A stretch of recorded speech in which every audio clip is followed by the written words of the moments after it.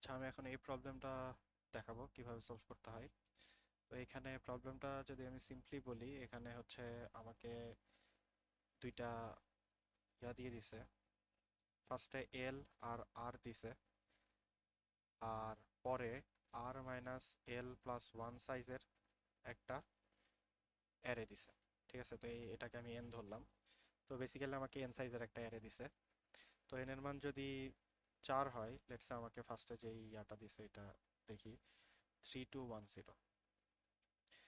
So ফার্স্টে দিছে হচ্ছে 3210। তো এই প্রত্যেকটা ইন্ডেক্সের সাথে আমাকে এমন একটা ভ্যালু এক্স এক্সঅর করতে হবে যাতে আমরা শূন্য থেকে শূন্য থেকে এন মাইনাস ওয়ান পর্যন্ত প্রতিটা নাম্বারই একবার করে পাই। দ্যাট মিন্স একটা পারমিউটেশন পাই শূন্য থেকে এন মাইনাস ওয়ান সাইজের।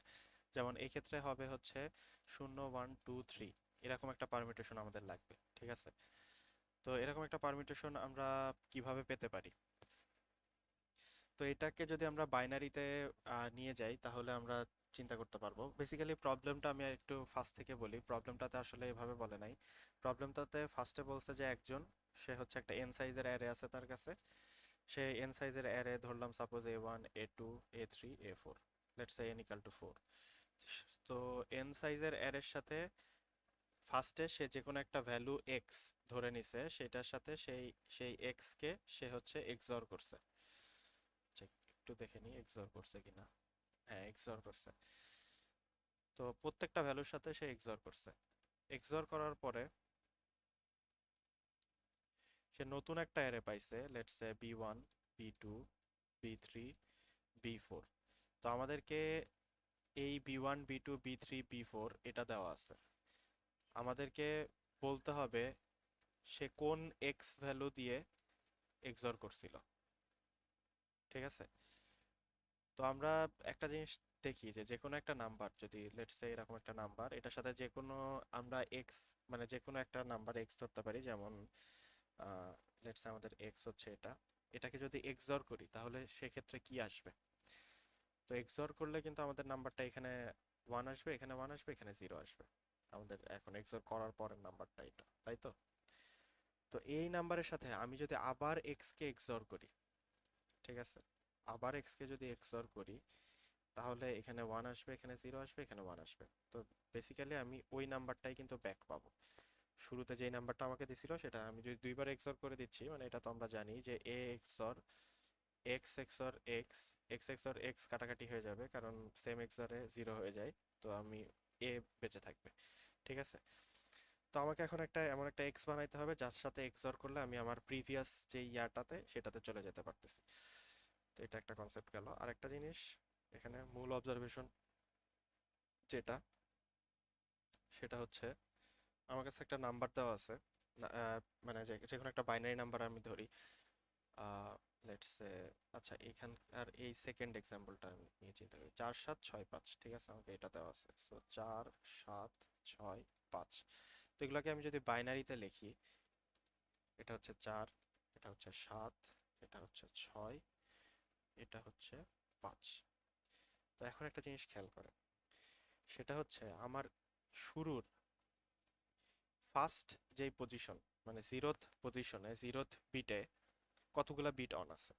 ঠিক আছে, এটা আমরা অ্যাকাউন্ট রাখতে হবে। আচ্ছা, কেন রাখতে হবে সেটা আগে বলে নেই।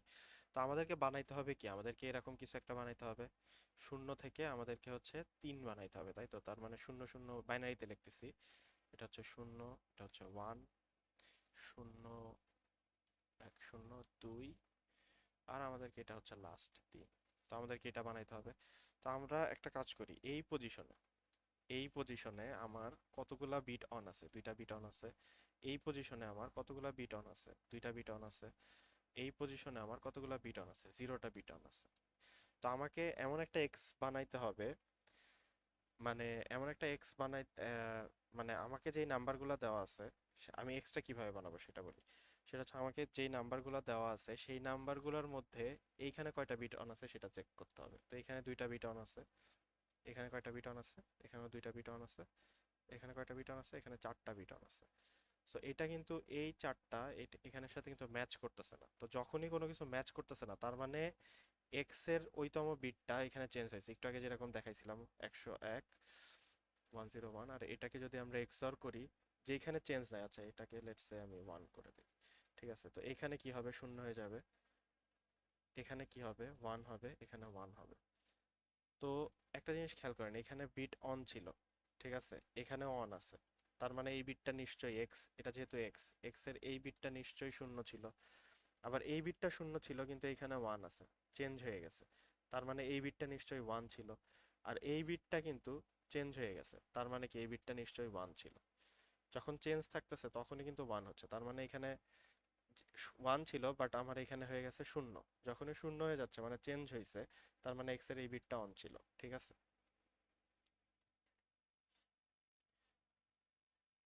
তো এটাই হচ্ছে কনসেপ্ট। তো এখানে দেখা যাচ্ছে যে 4 আর এটা শূন্য, তার মানে এইখানে যেহেতু চেঞ্জ আছে, সো আমরা এই বিটটাকে অন করে দিব। দেন বাকি দুইটার ক্ষেত্রে দেখতে পাচ্ছি যে এই দুইটার সাথে এই দুইটা মিলে যাচ্ছে, সো এখানে আমরা জাস্ট শূন্য শূন্য বসাই দিব। তো এই 4-এর সাথে যদি আমি এই সবগুলা নাম্বারকে এক্সঅর করি, তাহলে কিন্তু আমার এই এই নাম্বারগুলো চলে আসবে, ঠিক আছে? তো এটাই ছিল সলিউশন। এটার কোড আমি দেখাই দিচ্ছি। এটার কোড হচ্ছে এটা। প্রথমে আমি হচ্ছে নাম্বারগুলোকে ইনপুট নিয়ে নিছি। দেন আমি হচ্ছে যেহেতু 17 মনে হয় বলছিল সাইজ, মানে 2^17 পর্যন্ত হতে পারে, 17টা বিট থাকতে পারে হাইয়েস্ট। তো আমি 20 পর্যন্ত নিছি, নিয়ে আমি হচ্ছে চেক করছি যে ফার্স্টে নর্মালি শূন্য থেকে n-1 পর্যন্ত নাম্বারগুলোর কতগুলা জিরোথ পজিশন, ওয়ানথ পজিশন, সেকেন্ড পজিশনে কতগুলা বিট অন আছে সেটা বের করে নিছি এইটুকুর মাধ্যমে। আর নেক্সটে আমরা সেম ভাবেই চেক করছি যে ওই যে আইতম ভ্যালুর জন্য যে ভ্যালুটা আমাকে গিভেন ইনপুট দিয়ে দিছে, সেই ভ্যালুর আইথ মানে প্রত্যেকটা ভ্যালুর জন্য আইথ বিটে কতগুলা অন আছে, মানে আইথ বিটে কতগুলা ভ্যালুর বিট অন আছে সেটা চেক করছি। তারপর চেক করছি যদি সেই কাউন্ট আমাদের 0 থেকে n-1 এর কাউন্টের সাথে যদি না মিলে যায়, তাহলে আমি আমার গিভেন এক্স এর সাথে গিভেন এক্স এর জেথ জেথ তম বিটটাকে আমি অন করে দিছি। তো এইভাবেই প্রবলেমটা সলভ হয়ে গেছে। Thank you so much.